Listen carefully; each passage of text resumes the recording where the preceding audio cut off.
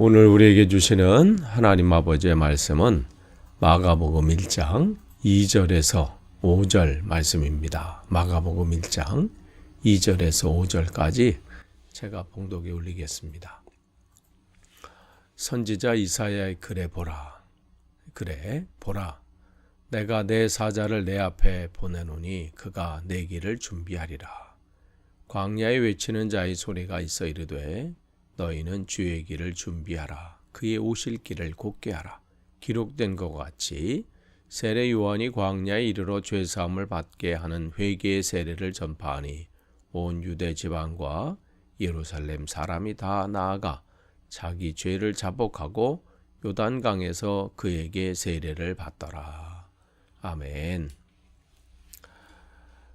우리가 어제부터 우리 복음서 중에 하나인 마가복음을 지금 말씀을 나누고 있습니다. 그래서 이 마가가 이 말씀을 시작하면서 예수 그리스도의 복음의 시작이라 이렇게 시작을 하면서 오늘 이 말씀 가운데 또 주님이 어떠한 분인지를 우리에게 보여주고 있습니다. 그러면서 이제 처음 시작을 예수 그리스도의 복음의 내용을 서술하면서 첫 번째로 세례 요한을 로 이제 시작을 해요. 그래서 세례 요한 그러면 예수 그리스도의 오심을 이제 예비하는 자 또한 그러한 사람일 뿐 아니라 우리가 구약에 있는 그 이사야 선지자의 그 하나님께서 이사야 선지자를 통해서 또 예언하신 그 말씀이 있잖아요. 예언 이사야 40장 3절의 말씀인데 그 예언의 말씀을 성취하는 그러한 자입니다. 그러니까 그래서 3절은 광야에서 외치는 자의 소리가 있어 이렇게 돼 있어요. 그러니까 세례 요한을 광야에서 외치는 자로 이제 등장을 합니다.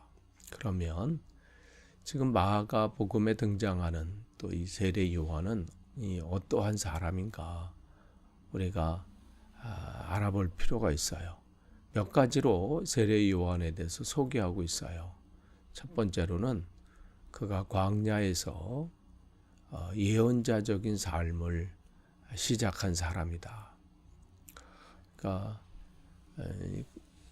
세례 요한이 광야에 거주하면서 아까 말씀드렸던 구약 성경 이사야 40장 3절 말씀 외치는 자의 소리가 이르되 소리여 이르되 너희는 광야에서 여호와의 길을 예비하라.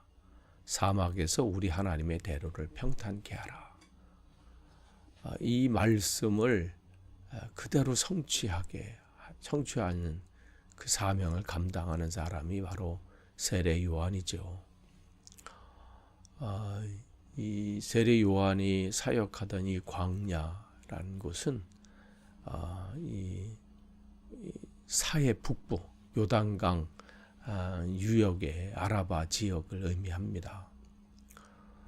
이런 곳에서 이곳은 단순히 그냥 많은 광야 중에서 한 곳이 아니라 구약 성경의 엘리야가 이 하나님의 말씀에 의해서 부르심을 받고 또 이 부르심에 즉 승천한 곳이 바로 지금 이 세례 요한이 사역했던 이 광야 지역입니다. 그리고 이 구약의 예언의 성취가 이루어지는 그 장소이기도 하지요.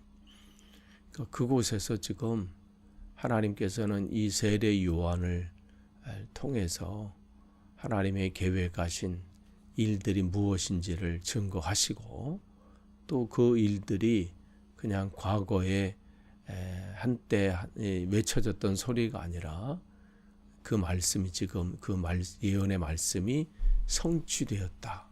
그것을 지금 우리에게 보여주고 있죠.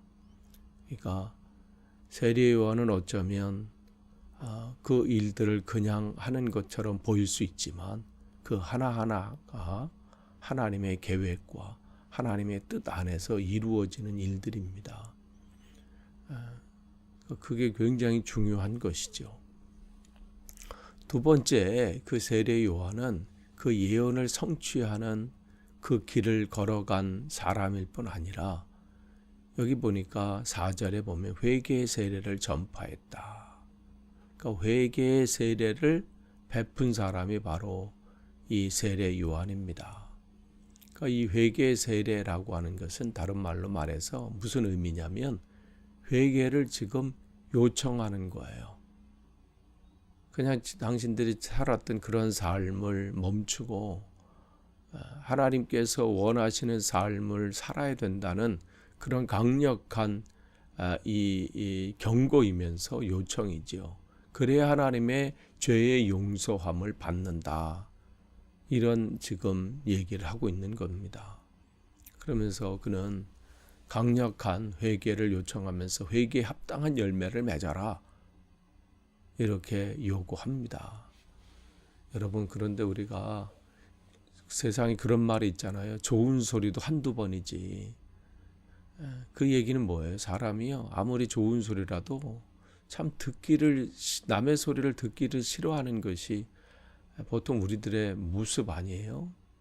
그런데 그 소리가 좋은 소리도 아니고 나를 지적하는 소리고 듣기 싫은 소리고 쓴 소리라면 정말 그게 힘들잖아요. 우리가 반응을 보면 알잖아요. 사람들이 무슨 얘기를 해줄 때 참 그게 그걸 받아들이는 사람이 있는가 하면 그렇지 못하는 사람들이 더 많지요. 근데 지금 이 세례 요한은 지역도 광야예요. 그곳에서 또 외치는 거예요. 지금 이 400년이니까 우리가 구약 성경 끝이 말라기잖아요. 말라기에서부터 지금 세례 요한이 등장하기 전까지 대략 한 400년간의 그야말로 암흑기예요. 마지막 선지자였던 말라기가 등장한 이후에 그 다음에 선지자가 등장하지 않았거든요. 그런데 지금 이 세례 요한을 통해서 지금 사람들은 하나님께서 보내신 선지자가 나타났구나. 그러한 기대감으로 사람들이 지금 몰려드는 거거든요. 그러면서 그들이 이 세례 요한에게 기대하는 바가 있어요. 그런데 지금 세례 요한이 전하는 말은 뭐예요? 우리를 그를 위로한다거나 아니면 세워준다거나 그런 것이 아니라 지금 회개의 세례를 선포하는 거예요. 인간적인 마음 같아서는 그럴 수 있죠. 지금 사람들이 나에게 주목을 하고 인기가 높아지고 그러면 이렇게 하고 저렇게 하면 내가 사람들에게 더 칭송을 받고 인기를 누리고 그러면 내 삶이 더 잘 되겠다. 그렇게 할 수 있겠지만 지금 세례 요한에게는 사람들의 눈치나 또 사람들의 인기나 그들에게 받는 어떤 칭송의 말이나 명성 이게 중요한 게 아니라 한 사람을 살리는 것이 중요한 거예요. 한 영혼이 중요한 거예요. 그래서 그들에게 필요한 말, 그들이 듣기 좋은 말이 아니라 그들이 지금 필요로 하는 말, 이것을 지금 전하는 것이죠. 그러면서 회개하라. 이것을 전파합니다. 그렇기 때문에 이 회개라고 하는 말은요, 이 원어적인 의미로를 봤을 때는 다시 생각함이라는 뜻입니다. 회개라는 것은 다시 생각하는 거예요. 뭘 생각하겠어요? 그전까지는 내 삶에 대해서 내 것을 생각하고 내 중심으로 생각하고 그러한 생각을 했다면 이제는 구체적으로 하나님과 자신과의 관계 안에서 내 생각과 마음을 바꾸는 것, 그것을 회개, 즉 다시 생각하는 것이죠. 하나님과 나와의 관계 속에서 내 마음과 생각을 바꾸는 것. 근데 이 바꾼다는 것은요, 단순히 마음과 생각만 바꾸는 것이 아니라 내 삶의 어떤 행동들이나 내 삶의 가치관, 내 걸음걸이가 바뀌어질 만큼 그렇게 획기적인 마음과 생각의 변화를 말해요. 지금 세례요한이 외치고 있는 것이 바로 그겁니다. 그냥 잠깐 무슨 마음을 바꾸고 생각을 잠깐 바꾸는 것이 아니라 획기적인 전환이에요. 그러니까 내 삶의 방향을 획기적으로 하나님을 향해서 바꾸는 삶이죠. 근데 그 삶은 그냥 뭐 우리가 회개하라 그러니까 네 아멘 할 정도로 그렇게 간단한 내용이 아닙니다. 그동안 내가 누렸던 것들을 포기해야 될 수 있는 거예요. 내가 움켜졌던 것을 그 손을 펴야 될 수 있는 거죠. 그동안 내 것이라고 붙잡았던 것을 내려놔야 될 수 있는 거예요. 그러한 획기적인 전환입니다. 이것이 안 돼서 성경을 보면 예수님을 찾아와서 영생에 관해서 묻고 신앙 상담을 했던 그 부자 청년도 이것을 못해서 어떻게 해요? 이 누렸던 것을 포기하지 못해서 결국은 그 은혜 안에 거하지 못하게 되죠. 그래서 그는 그냥 사라져버린 인물이 됩니다. 이 획기적인 이 회개의 선포가 오늘 우리에게도 주님께서 하시는 것이죠. 이 바울은 이 세례 요한은 바로 지금 이 자기의 삶 속에서 이것을 외치고 있는 거예요. 그런데 지금 여러분 3절과 4절을 보시면 광야에서 지금 외치고 있다고 지금 이 세례 요한이 이를 등장시키면서 광야에서 외치고 있다. 지금 마가가 이 광야라는 말을 두 번씩이나 강조하는 이유가 있어요. 지금 이스라엘 백성들에게 너희들의 삶 속에서 이 광야라고 하는 것은 이스라엘 사람들에게 어떤 곳이에요? 그들이 출애굽을 하면서 애굽에서 나오면서 하나님과 약속을 맺었던 장소가 이 광야예요. 그 광야를 다시 한번 이들에게 일깨워 주면서 너희들이 하나님과 그 약속했던 그것들을 다시 한번 기억하게 하는 거죠. 그러면서 하나님과 언약을 맺었던 최초의 장소, 그곳에서 그것을 지금 다시 주님께서는 회복시키신다는 거예요. 이 광야에서 그 구약의 그 하나님과 약속의 의미를 지금 이 복음서에 다시 적용시키면서 지금 다시 새로운 출애굽이 된다는 것이죠. 그때는 실패했지만 이제는 다시 그 당시 이 주 안에서 새롭게 된다는 것을 지금 강조하고 있는 겁니다. 세 번째로 세례 요한은 오실 주님께서 오실 주님을 예비하는 사명을 감당하는 사람입니다. 광야에서 이 사명을 감당하는 것, 아까도 말씀드린 것처럼 400년 동안 말라기 선지자 이후로 등장하지 않았던 그 선지자, 그런데 갑자기 혜성처럼 등장한 이 세례 요한의 인기는 하늘을 찌를 정도였어요. 많은 사람들이 제자가 되겠다고 그에게 찾아왔고요. 그 당시에 이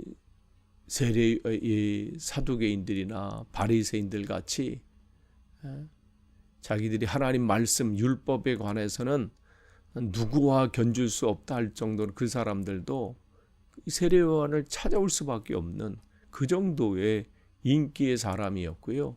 함부로 그 당시 헤롯 왕도 이 세례 요한에 대해서 두려움을 가졌던 사람들입니다.